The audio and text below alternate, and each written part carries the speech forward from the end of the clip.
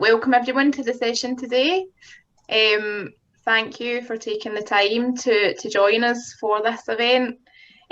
So after a really, difficult and frustrating year, we appreciate that a lot of organisations will be struggling financially and the opportunities for generating income in particular have been limited or non-existent. So with restrictions now cautiously being lifted and opportunities to get back out delivering sport and physical activity, we thought that it would be a good time to have a session which is focused on generating income and financial sustainability. So for those that don't know me, just to start with, I'm Jude and I'm from Social Enterprise Network Scotland, SENScot, and I support the Sport Social Enterprise Network.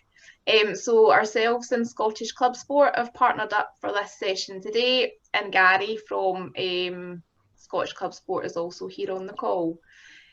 So there is a mix of members from both organisations here, and I appreciate we did a joint meeting on Monday that some of you might have been on, so you might know us now, but there are a lot of people that maybe don't know who the respective organisations are. So just to quickly say, SENScot are an intermediary organisation, so we receive core funding from Scottish Government, and we've got a specific remit to support social enterprises. So whether they are already established or start-ups or are aspiring to operate as a social enterprise. Specifically, the members of the Sports End are typically organisations that are delivering sport or physical activity in order to achieve a wider social benefit. So essentially a sport for development approach, and they're also seeking to do that in a financially sustainable way and not for private financial gain. So I'll just hand over to Gary to just say a little bit about Scottish ClubSport quickly, if that's all right. Thanks, Jude. Hi everyone, it's great to see so many people here today. My name is Gary Grieve. I am the National Development Manager of Scottish ClubSport. Scottish ClubSport has been our name for the past 18 months, but for the 42 years before that, we were the Scottish Association of Local Sports Councils, or SALSC. So you may have heard the SALSC reference, but now we are Scottish ClubSport. So as an organisation, we are a national partner of Sport Scotland and an umbrella organisation for local sports councils across Scotland. We currently have about 34 sports councils that are across about 70% of local authorities. And within there, we represent over 2,000 sports clubs across 52 different sports. And approximately within that, there is about 150 to 170,000 individual members of those sports clubs as well. As an organisation and as a network of sports councils, we support clubs on a local level, whether that be with governance, advocacy, coach education, and some training, advice, support. But you'll hear more about that from a local level from one of our sports councils, ClubSport Stirling, with Chris on the call here today as well. But it's great to see so many of you, and thanks very much. Fab. Thanks, Gary. If anyone would like any further information about either of our organisations, then or you think that you might be interested in joining any of our networks, then please do get in touch after this session. So before I go any further, I'll just very quickly skip through the Zoom housekeeping, which of course many of us are now familiar with, but if you can just stay on mute, please, if you're not speaking, that would be great, just to cut out any background noise. If you would like to speak, if you can just raise your hand, either your virtual hand or your real hand, or use the chat function. So if you want to ask any questions there, add any comments, share any information. We won't be doing round the Zoom introductions. We don't have enough time for that, unfortunately, but if anybody did want to introduce yourself via the chat function and just say who you are and where you're from, that would be great. And we will be sharing contact details at the end. So if anybody doesn't want their contact details shared, please let us know. And also just to mention, the session is being recorded, but if anyone has any concerns about that, again, just please get in touch and let me know. So just in terms of the format for today, we thought it'd be good to highlight the successes of some of our members in relation to generating income, developing more enterprising models of operation, and supporting local community clubs. So we're going to hear from two successful social enterprises, Westquarter and Reading Cricket Club and Kanzen Karate, about how they've grown their organisations and the importance of generating income, having diverse income streams and not relying on grant funding. Although acknowledging, of course, that this year for many grant funding has been a lifeline. We're then going to hear from ClubSport Stirling, who are going to highlight the benefits to their membership and what support community clubs get. So that includes grants, resources and training. There is a lot of support and opportunities available to organisations. And it is useful to be aware of these and tap into any opportunities to help improve the sustainability of your organisation. So we'll then have a Q&A session, opportunity for discussion. It would be really great to hear more from members on the call, and also if there are particular challenges that you're facing that we might be able to offer assistance on. And certainly I know that the sports members certainly value opportunities to hear from others and to share challenges and solutions. So certainly keen to hear from other people as well. And I just wanted to mention a couple of things that there is support to help improve your business via Just Enterprise. So for those that don't know, Just Enterprise is a cohort of organisations who provide business support to third sector organisations. So in particular, social enterprises and enterprise and charities. So those that are trying to generate income, at least a proportion of their own income anyway. Those services are funded through Scottish Government, so there are many free webinars, one-to-one support, training opportunities and things. So certainly worth a look at Just Enterprise if you are trying to be more enterprising. There's also been a lot of webinars and events recently, which have been focused around financial sustainability and financial planning and funding, etc. So it's worth looking out for those. SCVO, so the Scottish Council for Voluntary Organisations, they've got a webinar coming up on the 10th of May called Rethinking Reserves, which might be of interest to some of you.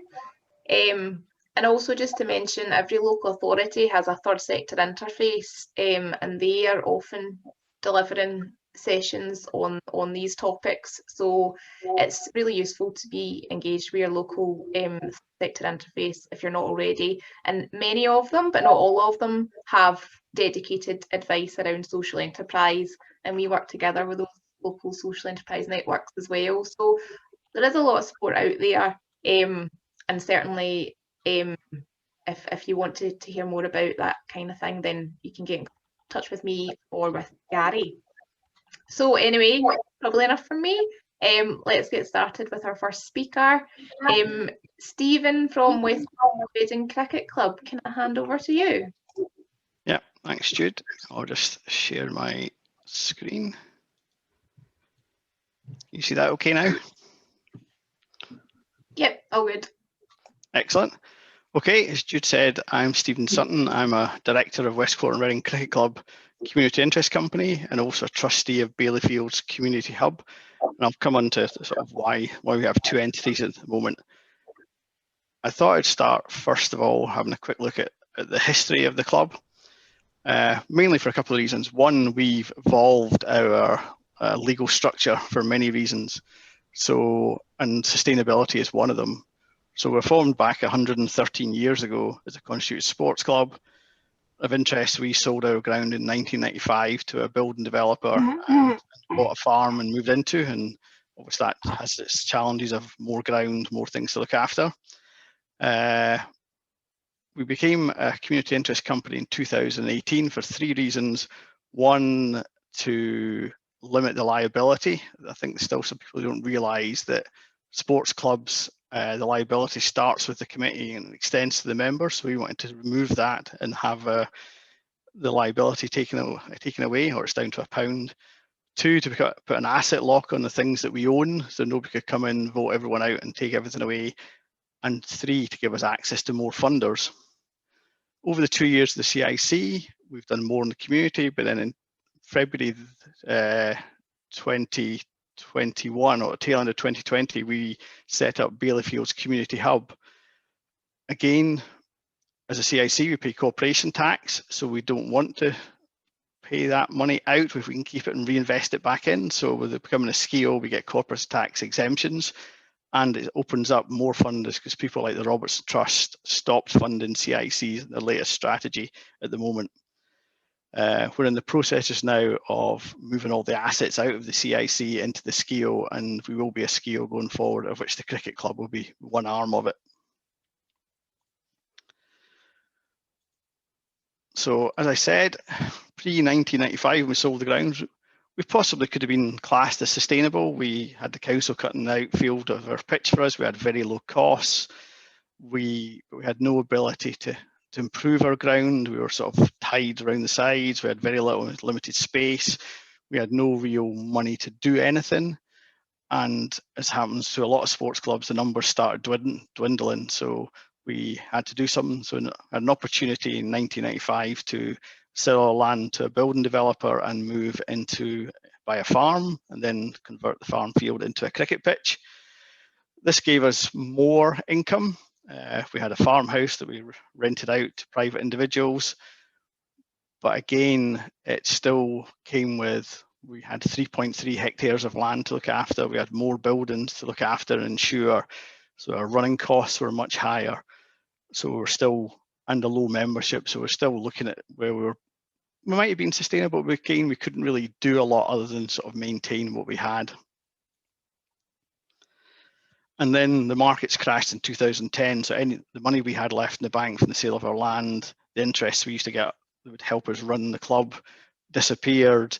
The house came into disrepair, and it was uneconomical to put the money it required in to refurb the house compared to the private rent we would get. So we had a choice to make. We could either sit and just erode our capital and probably in 10 to 15 years time run out of money, or we could look at what we need to do. So in 2011, we sat down and wrote a list of priorities. And the first one was to become financially sustainable. So what we looked at was repurposing the farmhouse. We did some research into nursery facilities in the area. I meant to say we were based in Falkirk, so it's an ever expanding area. Falkirk, anytime there's always several house builders in the area building, and they're all family houses, so the need for childcare is just increasing. There was nothing within a sort of 3-mile radius of us of a private nursery, so we approached 2 or 3 nurseries and started working with Glenbervie Kindergarten, and took the money we had remaining in the bank and an interest-free loan from the nursery. They invested money to sort of commit to it, which we've paid back over the first few years of the nursery in reduced rent. And this was a way we could look at to giving us a way to be fully sustainable. So again, a little picture there of the nursery. So the commercial rent we now get from the nursery is probably 10 to 15 times what we got as private rent. So it was quite a scary thing to spend down to the last £500 in your bank account, but it's something that we felt we had to do. We knew the need was there, and 5.5 years down the line, the nursery's at full capacity and doing well. So it was a calculated risk to give us the money that we needed, and it allows us now, I mean, in the last 2 to 3 years, we spent over £20,000 in machinery and improvements in our land and facilities. It's also allowed us to fund projects. So the picture of the archery there is a group pre-pandemic we ran with Alzheimer's Scotland called Try Something New, where people living with dementia and their family carers would come along and try. We'll start off as cricket and archery because that's what we have at the club, but we've done Tai Chi, yoga, ballroom dancing, lots of things. And as a club, we covered all the costs. There was no cost to people coming along. And it's a general ethos of ours is to keep our memberships as low as possible so we don't preclude anyone or remove that as a barrier to participation. We also had a look at sponsorship and not just go out and ask companies for sponsorship, but look what we could do for them. So we had the cricket club now, we also had a nursery, so we had good footfall every day going in and out of our ground. We worked with a car wash to put their 10% discount onto our membership cards, which then would drive members towards them and they could monitor that. We looked at all the sections of our club, so right from what's called our Westies, which are our under 11s, who are sponsored by the nursery, who lease the building from us, to our older juniors, who are sponsored by Kanzen, who are the local ice cream company, who have a shop round the corner, and our adults are sponsored by a player who owns a car wash. One of the dads of the juniors runs an insurance company. So we looked at what we could offer them in terms of sponsorship, but not just at the senior side, and how we could make use of what we've got in terms of the footfall and the assets. We're now looking at trying to find sponsors. We've just been appointed as one of 3 Cricket Scotland disability cricket clubs. So we're now looking at a sponsor for our disability cricket section and also sponsors for individual projects. Owning over 3 hectares of land, even though we play cricket on it, there's a lot of time the land lay unused. So we looked at things, what else we could do. So in 2012, the Olympics, the archery was on a cricket pitch at Lord's. So we contacted some local archery clubs, and Falkirk Company of Archers came to join us 6 years ago, and they use our land when we're not using it. And from that, we get rent, which helps us maintain and look after. But not only just rent, we get volunteers. When we've had volunteer days to do up facilities, a lot of their members have come along and helped. After we'd got our sort of financial sustainability between, well, the nursery commercial rent, the sponsorship, it's to look at the club. We'd always been very small, and we'd been up to a second senior 11 and back down to 1. But if we want to be here in 20 years' time, we needed to invest in our junior section. So about 6-7 years ago, we started investing heavily in coaches, and I'll come into coaches in a second because it can be a high cost. The graph that's in the top right is our growth in membership from around about 40 to over 200. And the sort of pinky bits are our junior section now, which sits around about 120 junior members we have. But in terms of that, we also grew our volunteers by having a bigger pool of parents to look into and working with the local college and embedding us in the community. Said by doing things with Alzheimer's Scotland, or down the bottom there, the work we've done with Cricket Scotland with table cricket and disability sports. So what we've done now is we have, as I said, ways that we can invest in projects like the Alzheimer's Scotland project. And we've done it in various ways. One of the easiest way is I gave some of my time to go and do some coaching for an enhanced provision class at one of the local primary schools. So that didn't cost anything and allowed us to do and give back and give these kids who wouldn't join mainstream activities a way to do things. And it didn't cost time, it didn't cost money, it cost my time. But the other thing we've done by being embedded in the local community and having the footfall of the nursery is, the picture that's there is our net facility. We had a new fence put up. So we went out to local businesses last year and said to them, if you pay for the sign, we'll let you have it up in 2020 for nothing to help with the recovery from the pandemic. But then there'll be a 2-year deal where in 21 and 22, you give us money. This has now given us a tranche of extra money, which we're using to fund free places at our club for people who are on low incomes. It's also funding some of our disability work and our work with Alzheimer's Scotland. Another thing that we found successful is by going out to funders and not asking for all the money we need, but saying we have some money and we'll put half the money up and ask the funders for half money. And we've had 2 or 3 funding applications that have gone through where we've put up half the money. So we've put in half of it, and the other half has come from grants. So while we're not grant dependent, we very much like to go for grants for specific projects, and depending on what they are. At the bottom are some other areas we've gone into. So governing bodies, Cricket Forth Valley are sort of an intermediate that sits between us and Cricket Scotland. So we've had funding from them for the work we've done. They had a scale and raise money on their own behalf. Also, the league we're a member of, the East of Scotland Cricket Association, we've had money from them to look after our juniors and buy junior equipment.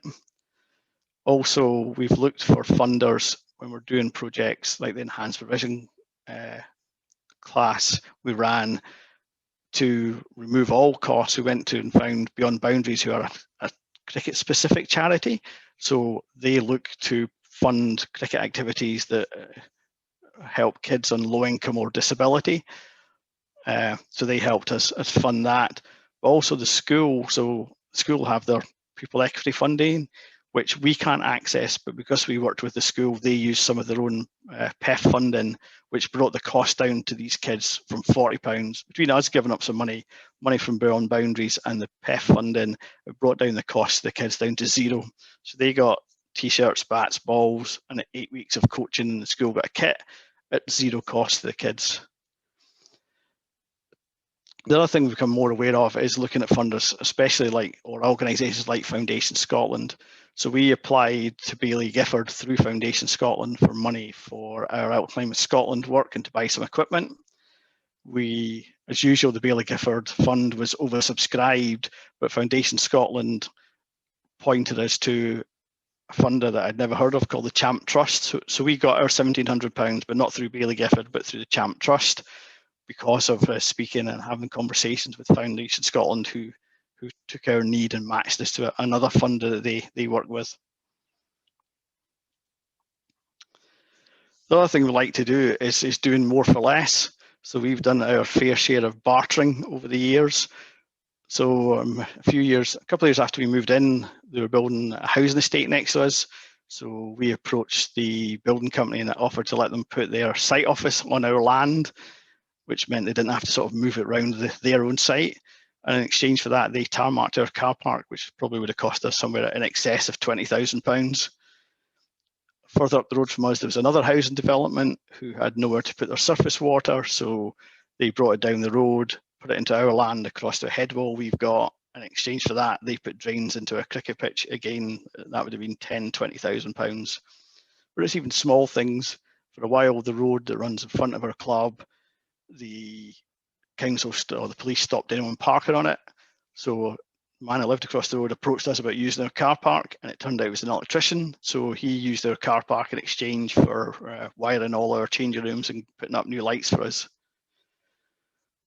So being able to sort of do non-financial transactions is a big thing of how we've managed to improve our facilities.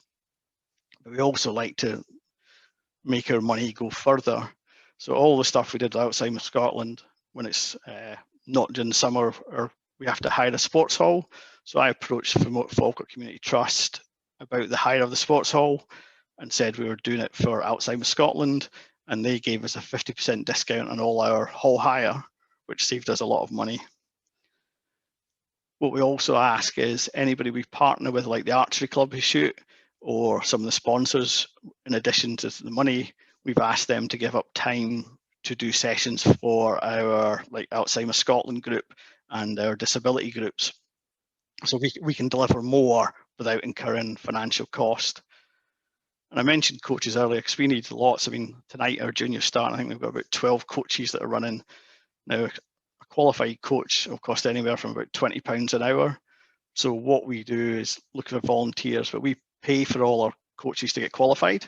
And some of that money you can get back from Sport Scotland. We also give them coaching gear, t-shirts, tracksuits. But in the long run, that's a lot cheaper than us having to go out and fork out and pay for the 20 weeks over the summer for coaches. We also been into Forth Valley College and had volunteers from there. And we've had on 2 occasions where there's been single parents. We've paid for their child to attend our sessions, a thing called All Stars, which is run by the English Cricket Board. So we've paid for their child to come along, which means they didn't have to worry about child minding services where they were coming to volunteer. And in exchange for that, they came and volunteered for several weeks. And one of the students was learning to drive. So we had a parent who was a driving instructor. So we organised what cost us less, some driving lessons for him in exchange for him to come along for the summer to volunteer to coach for us. That sort of leads on to not, or trying to understand how your members can help, and not just in terms of volunteering, in terms of coaching, which for me is obviously the first thing that comes to mind. Lots of things here. The biggest one is we've got a guy who's an architect, so with all the building work we're doing, he is doing all the drawings for free for us, which is saving us anywhere between £8,000 and £12,000. But little things of a guy who's a mechanic who fixes our machines, being able to get cheap tool and machine hire through friends of a friend. So it's about using your networks and understanding what your parents do for a living and how they can help can make a massive difference. And I know, as usual, I've probably talked on a bit longer than I'm supposed to, Jude, but that's me. Thank you. Thanks, Stephen. No, that was fab. You've not talked on for too long at all. Really great to hear what you're up to. I just think that you're such a proactive organisation, and it just always really strikes me how you look for opportunities and you form partnerships and relationships with other people in the community in order to deliver all the programmes that you do. So, and I think it's a good point you make as well around grant funding and how you don't rely on grant funding, but you do still tap into funding opportunities to help to support the types of programmes that you want to deliver. So you're not driven by the outcomes of funders, and that's certainly something that sustainable organisations and social enterprises are trying to do. If anybody's got any pertinent questions for Stephen right now, happy to take them. Otherwise, we can wait till the end for that. Did anyone have anything that they wanted to ask specifically right now? Jude. Hi, Jude. Yes. Tremendous story there, I think, from Stephen about the various sources and everything tapped into. But I wonder, could you tell us how many people are actively involved with the club in terms of all these projects? What's the size of the committee or the volunteer base, just to get some feel for the resources that you've actually got within the club? Yeah, sure. It's something that's probably grown. I mean, going back to when we started, it's probably me, my wife, and one other. But now we have 6 trustees. I said we have 10 coaches, and this year we've asked parents not to commit to coaching, but it's back to it's always been around bite-sized volunteering. So we've asked the parents to say, over the 20-week period, could you help for 2 weeks over the 20? So we've actually now got another 18 parents who are going to help 1 or 2. So we've probably talked about, we've got best part of 30 people who are volunteering anything from 2 or 3 hours up to we just had one gentleman whose son plays, who asked to join our funding team, which is working non-stop at the moment because we're raising sort of £450,000, which we're about halfway there.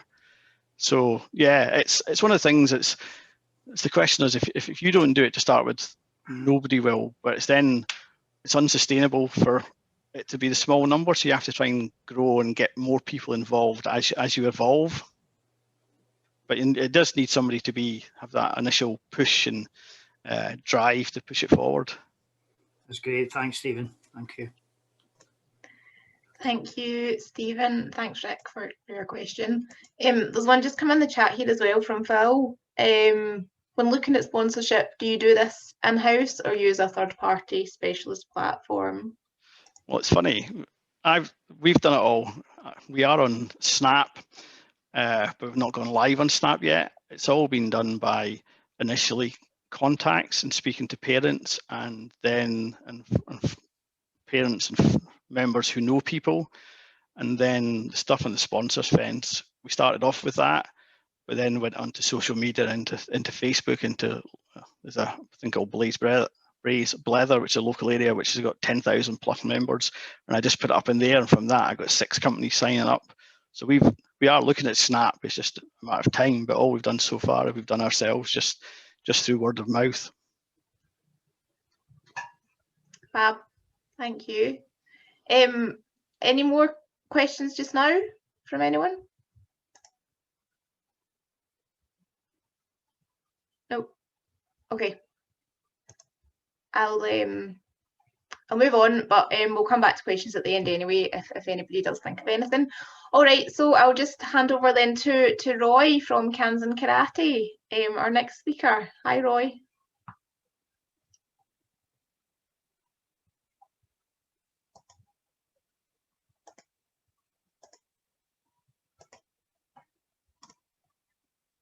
I feel like you might be on mute. No?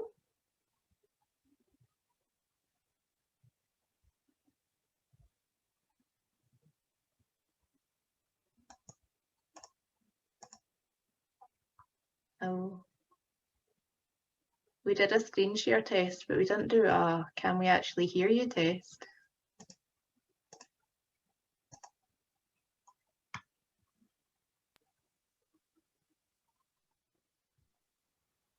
Can you hear me? Yeah, I can hear you now. I'll get rid of this headset. Oh, right, okay. It's fine. This is all fine when it works, everyone. Sorry about that. I was panicking in case I was going to have to talk for 10 minutes about something. About karate. Can you hear me and see that now? Yeah, perfect. Thank you. Yeah, okay. Well, good afternoon, everyone, and it's great to see everyone. I'm sure you're like me, been involved in getting ready for a restart next week. So looking at COVID, all things COVID, but it's nice to see everybody on. I'm Roy O'Kane. I'm the Chief Officer and Chief Instructor here at Kanzen Karate, and we build better lives through this martial art, and we operate in Dundee and Angus. Before we begin, karate, what is karate? It's made up of two Japanese words, one meaning kara, one meaning te, which means the empty hand. So you can see that there, two kanji characters, the art of the empty hand. So what people think we do. So I'm going to do a little bit about Kanzen, a little bit about karate, and then I'll go on to how we operate. So this is what people think we do. There's a extract there from the original Karate Kid, which was released in 1984. And there's pictures there from Cobra Kai, which is the been on Netflix. And if you don't know what that is, ask anybody aged 12 and under, they'll know what it is. So this is what people think we do, and this is actually what we do. Okay, we change lives, we empower people through exercise and sport, and for all ages. Okay, so that's what we do. So we provide classes for children, adults, and families, and that's really, really important. From the age of 3, our oldest member is 67. So it's a very much a lifelong pursuit. We provide pathways into sport. This idea that you can be a child, and if you like what you're doing and you want to make it big in sport, we offer that too. And we have a no child left behind policy. So irrespective of background, if you're good enough, you've got the right mindset, we will get you there. We compete locally, nationally, and across the world. Some of our children who've been with us have travelled all over, to the States, to Europe, to the Far East. So that's a big part of what we do as well. Stephen mentioned the amount of work that goes into people who assist and coach. We're really, really big on this. Without coaches, we all know this, without coaches or instructors, we don't have anything. So at Kanzen, we really, really invest in our team. We have volunteer coaches who are away to do their PT. We've paid for that. We have assistant coaches who are learning to drive. We've paid for that. We're really trying to make it as easy as possible for volunteers or staff to do what they do best. And I think especially as we restart over the past year, we need to be mindful of, without volunteers, without staff who work hard, we don't have anything. So we're a community-based organisation, proud to be. We do so much working with different organisations in and around our area, and much of that's been seen over the past year. I mean, Kanzen's played a real role in keeping people active online, working with other organisations, food bank collections, you name it, we've done the whole lot. But I think everybody has. So, so that's really a big part of what we do.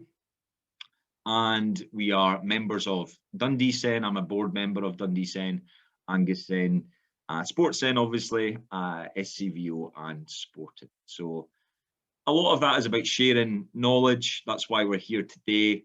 I'm really big on, if we're doing something well, we share it. If we're doing something not so well, we find out how we find out what somebody else is doing, and then we do that. We don't reinvent wheels here.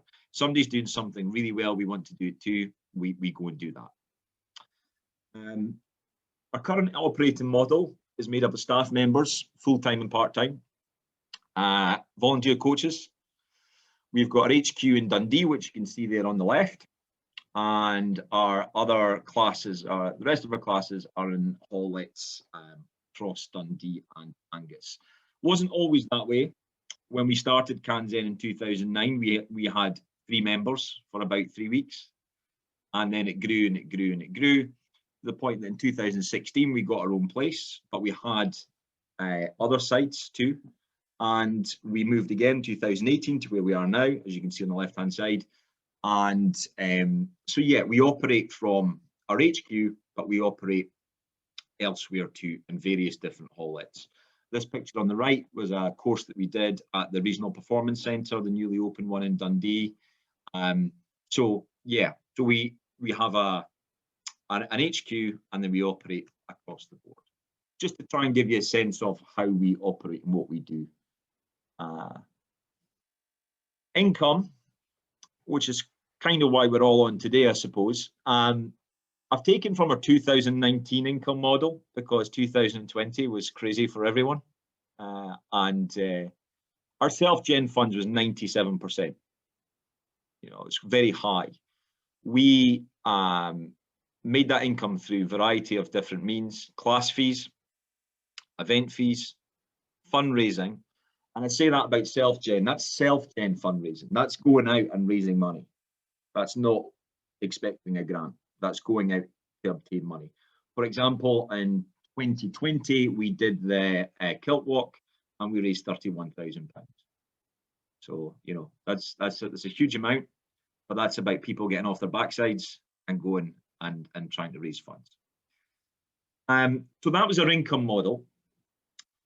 That has changed somewhat through COVID, but now we're looking to how our income comes in the door moving forward.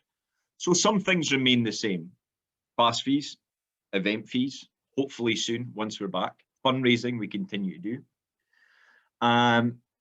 Grants and awards is something we're looking to do for project work and online, and it's the online that I want to kind of spend a little bit of time on today. Some people really approach this the wrong way around. They think that, you know, they can go and get grants and awards to somehow subsidize their core operation, and that's just completely wrong. I think people need to enhance what they're doing and then add to that, and I think that's what we've done quite well. Moving on, emerging trends. Okay, so this is really, really big for us. This is where we're putting a lot of money, time, effort in the next 6 to 12 months.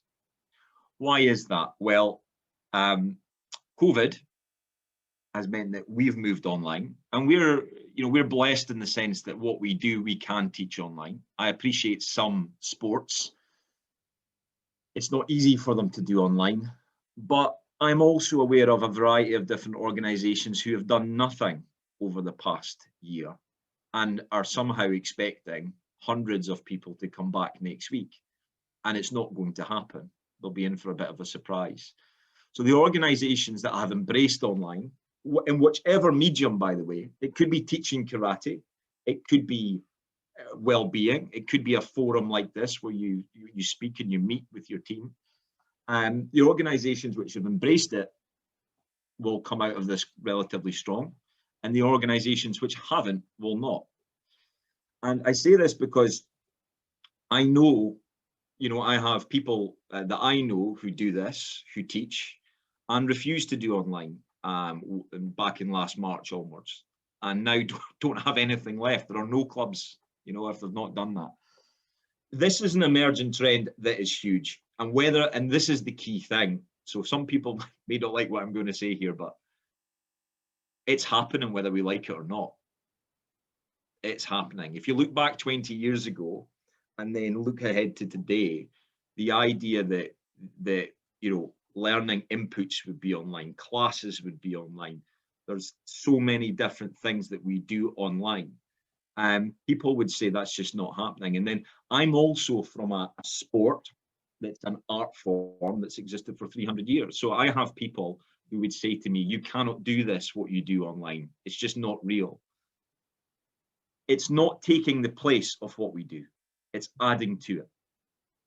And I think if anybody's followed the news this week with the ESL and all that stuff, football clubs, football, such a mainstream sport, such a cool brand, such a, you know, input, such a perception that thousands of young people, millions of young people are doing football. Well, the reason that this ESL thing came up this week is because football clubs like Real Madrid, Barcelona, huge brands, have spent millions identifying that they are losing their audience. They're losing young people. That's partly to do because there's a diverse array of sports available, but it's also to do with the fact they've not embraced online as much as they should have. So my feeling on it is, would I like to operate the way things always have been? Yes.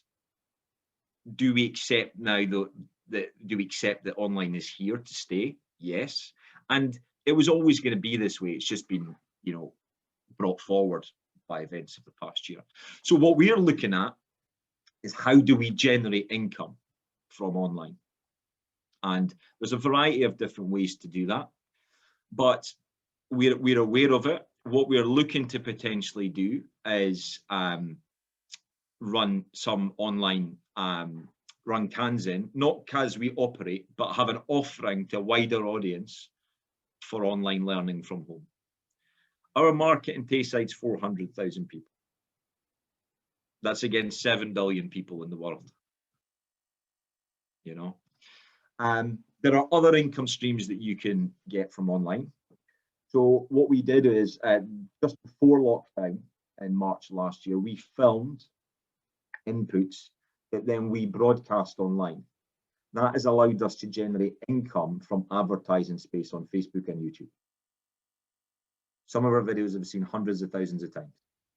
So again, it's an additional income, but it's an income that we don't really have to work for once that input is done. I can be sitting here just now knowing that there's an income stream coming in for an individual who practices this art in the States or anywhere in the world, watching our videos and content on YouTube. So what I would say is, I've been on a little bit of a pathway with this, because the idea of teaching karate online at the start of last year was just absurd.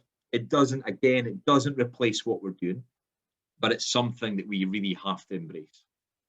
If we're sitting there saying, well, I can't do my chosen sport online, you can. You just need to find a way. And again, it's a way to complement what you're doing. So if you're in a team activity, you could run well-being, mindfulness, something. You can run an online program that gives your members or the people who take part in your club something else to offer them.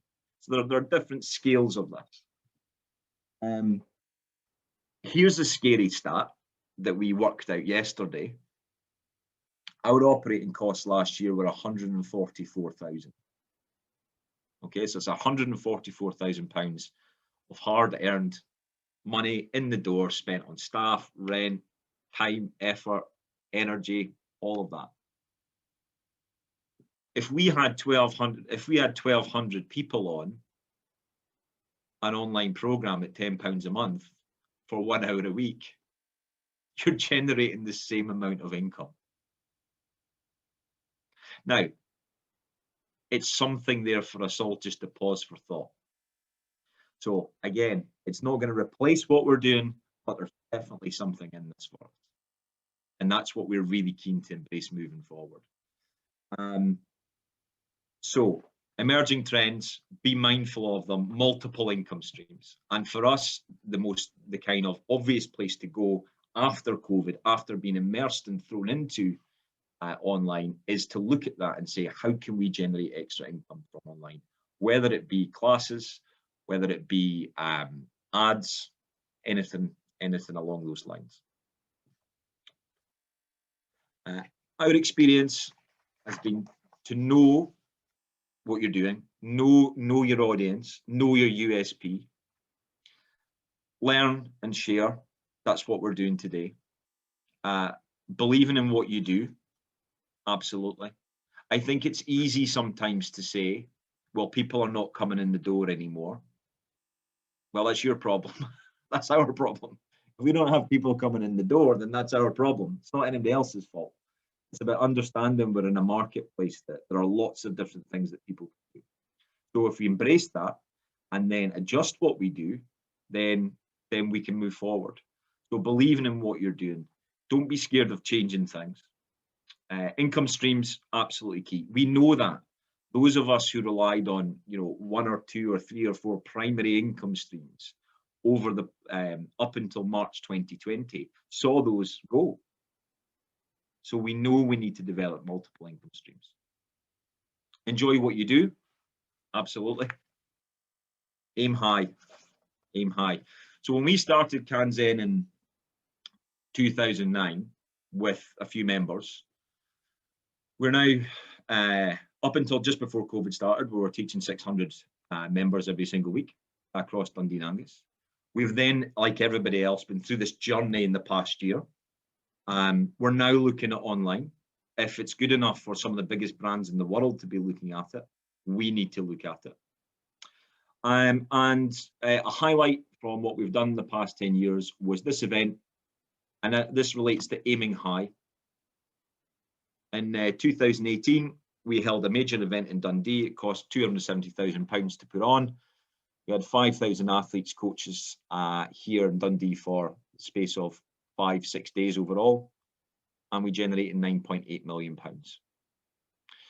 The spin-off of that is that when we host events now, people want to come from all over the world. And I mention it as an example of taking a risk and it paying off. So whatever we're doing, whatever walk of life, whatever sport, be bold. The world is changing so fast, and we all need to keep up with that.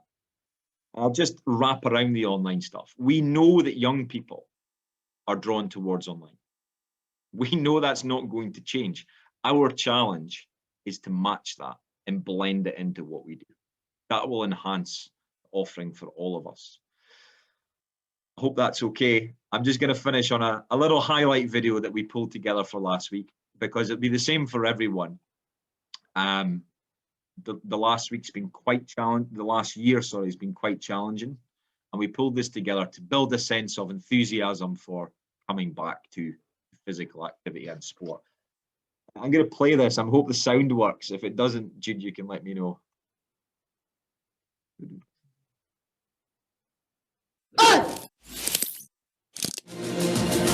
Find me in the corner of the room, not ready to resume, 'cause I can't take it. Don't wanna be alone, but I'm not in the zone. I can't face the light. I can't face the light.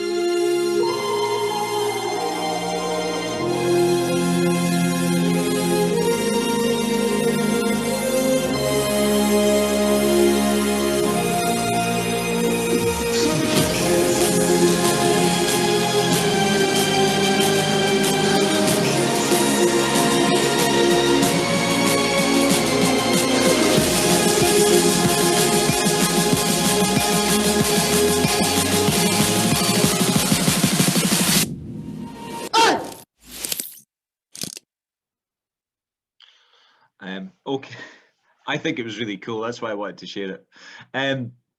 Okay, that's me, Jude. Sorry, I'll stop talking now.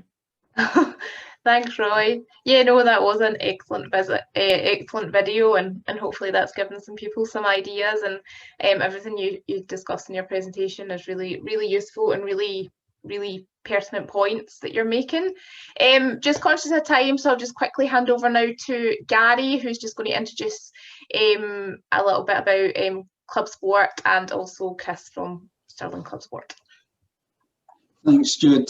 Yeah, just to sort of build upon, and big thanks to Roy and Stephen so far for their presentations. I guess looking at a different perspective along with the sort of financial sustainability, sometimes that's just about where you can utilise those local networks for free or limited cost resource. So just going to hand over to Chris now, that's going to give an example of the Sports Council in Stirling. Some of which is applicable across the board with all of our sports councils, but it's worth noting that each individual sports council may have different offers locally. But I'll hand over to Chris now just to share what they're doing in Stirling. Just to make note to everyone that we might run about 5 minutes over on the time. So if you do need to dip out at 1, if you just leave a wee note in the comments section, we are recording, so we'll be able to send everyone all of the slides and all of the recording after today's catch. So just over to you now, Chris. Thank you. No, thank you, Gary. Sound check, share check. Is everything good to go? Magic. Appreciate that introduction on 2 accounts. It's a pleasure to be here representing ClubSport Stirling. Secondary, what a privilege it was to hear those 2 club examples that we've had over the past 45 minutes or so. Kind of ignited my passion, and sometimes kind of forget just how lucky I am to work in this space and with these clubs. So thanks, guys, for those. As Gary indicated, I'm here to give you a whistle-stop tour of ClubSport Stirling and the role that we have within this jigsaw that is kind of club and community sport. Got my email, website, shameless plug for Twitter there if you ever want to touch base with us or find out more information. So in regards to ClubSport Stirling, we've been about for kind of 40 years or so through one entity or another. We evolved into ClubSport Stirling in 2006, and really we are the representative body of local club sport for the Stirling Council area. Kind of off the back of the 2 clubs that we've heard from today, we're there to support the growth and development of these clubs as best as we can within our means, because if the clubs are growing and developing, that equals greater chance of sustainability. So we like to think that across all of our priority areas, we're making a contribution in there somewhere. In regards to our own setup, we are a member organisation, so clubs affiliate to ClubSport Stirling. Again, similar to Roy, I'm going by kind of 2019/20 numbers before the pandemic hit. So for that period of time, we had 118 affiliated clubs across 35 sports. So pretty diverse in that regard. In regards to how clubs can affiliate, we've got 3 types of affiliation. So you can become a standard club, which pretty much means you're a club that exists within Stirling. You've got a base or a membership of over 50%, and you kind of tick the general boxes of constitution, child protection, safeguarding, etc., insurance, and you can affiliate that way. We've then got charter club status, which is for those clubs who are doing kind of excelling at what they do. So club development planning, community connections. Again, heard plenty of prime examples of that in the session already today. So clubs who are doing that sort of work get charter status, and there's some extra incentive and benefit in there that I'll kind of go on to explain as well. And then you can become an associate club. So if you're an associate club, it means that you might have kind of more of a private or commercial entity. You might not necessarily have a base in Stirling, for example, but if we feel that you're making a beneficial impact to the community of Stirling, we will consider you to become an associate club, so you can still become involved. In all cases, it's £50 a year to become an affiliate club, I like to think that over the areas that we support clubs with, that represents some form of value. How we operate is we've got a voluntary management committee that's made up of the representative clubs. So we've got 9 on our management committee at the moment across 6 different clubs that I think are represented at this time. A key part of our own sustainability in the way that we operate is our partnership agreement with Active Stirling. So I'm an Active Stirling employee, so that's a clear indicator that part of that partner agreement is staff support of the club and community development officers. The second half of that is a kind of historically a grant that is provided every year to provide some of our operational support as well. In that sense, over the past couple of years, that's not been available. Last year, because of the immediate lockdown. This year, as part of the recovery planning. But again, we've seen it as an opportunity to evolve and enhance what we do. As Roy indicated, we're kind of trying to take that same approach as well. So our priority areas are people, profile / promotion, investment into sustainability, places, organised, and connections. So very closely aligned to Sport Scotland's Clubs and Communities framework, if you're familiar with that. And I'm going to spend the rest of the presentation touching on these areas. So the first one is people. So some headline stats there is that we've got 869 qualified coaches and just over 14,000 playing membership across our 118 clubs. So I think that's a fairly good representation, a good chunk. The 2 core areas that I want to talk about here are our Coach Scholarship Fund.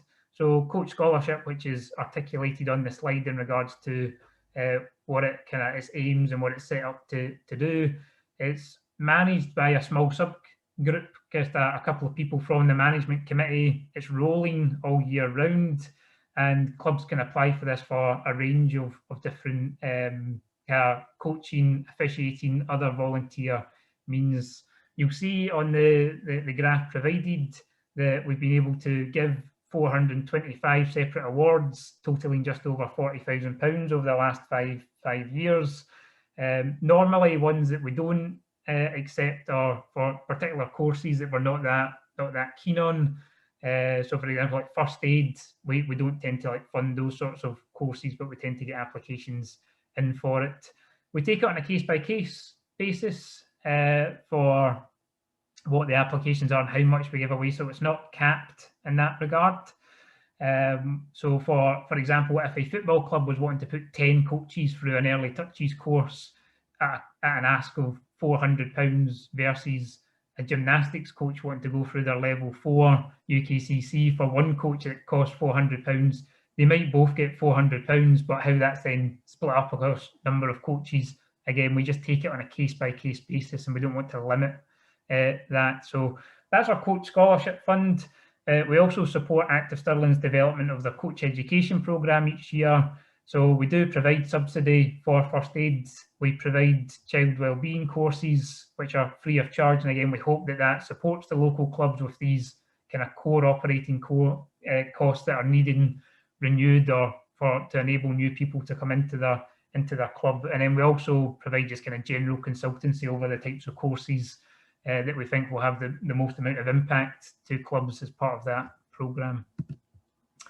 In regards to places for clubs, again, from the speakers that we've already heard from today, it's a variety that we've got across the area. So the top picture is the Peak / Stirling Sports Village, which is a kind of Goliath in the area, and a lot of our local club sport operates out of that site. We've also got the school estates, the pitches and the school halls, etc. So I'll be fairly blunt in this one in saying that majority of clubs, the facility benefit they get is generally about access, and then we also provide a facility discount from being affiliated to ClubSport Stirling. It ranges anywhere from kind of 10% up to 25%. Again, that's dependent on whether you're a charter club or a standard club, etc. And then also it differs slightly between the school estate and Stirling Sports Village because they're operated by different people as well. And again, you get unique cases when clubs are using a lot of space, and that's a very individual approach for those ones. We're fortunate again that in Stirling we've got a lot of clubs who have got their own assets. So I've got Fintry Sports Club on there, which is a great example of a club with their own facility. Again, direct support is really just about if they're wanting to do funding applications, or if they want some consultancy in regards to use of that space and what they might want to do within their own asset. We try and provide that. And then latterly, Stirling, we're very blessed in regards to our outdoor spaces, our lakes, our mountains, our green spaces, everything in between. So we've got sailing clubs, cycling clubs, orienteering. Again, very diverse in the sports that we're able to cater to. So we try and connect in on the, as I say, that great places for clubs. I've bracketed promotion and connections together. This is probably where we've seen the most amount of change in the last year.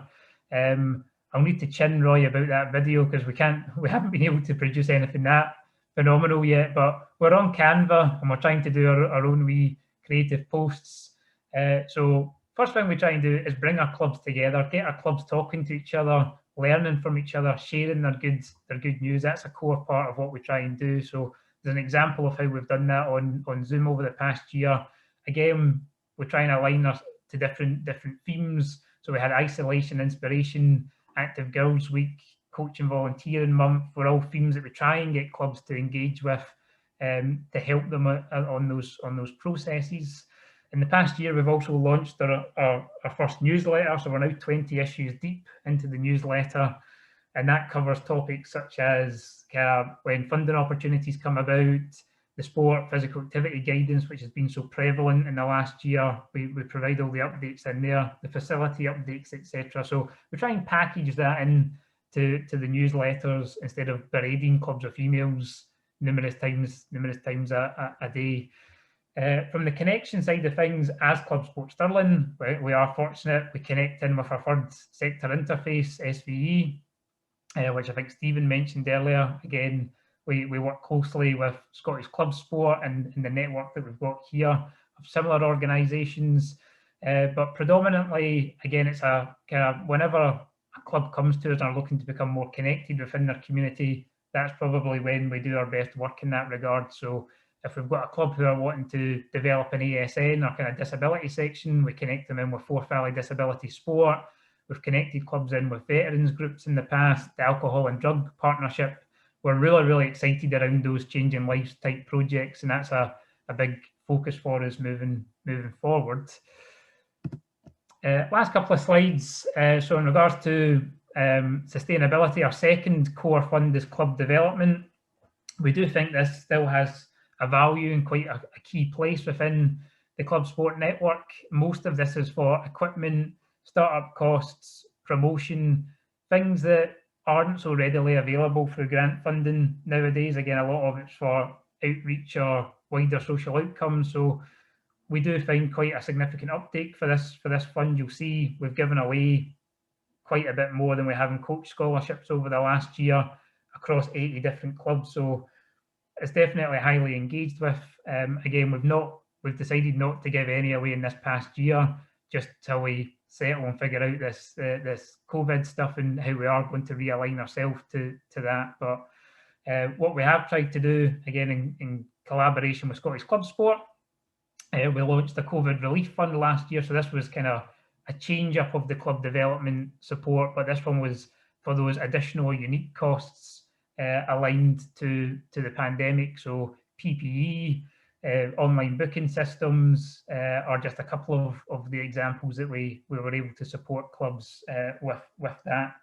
Moving forward, again, we are looking to do some more targeted project work that we can do as a local club network. So we're looking at doing a kit for all fund. So i.e. we do a kit collection drive, and then we make that available to members within the community who are maybe experiencing those enhanced barriers to getting into sport through kit, etc. So that's something that we're hoping to pilot this summer.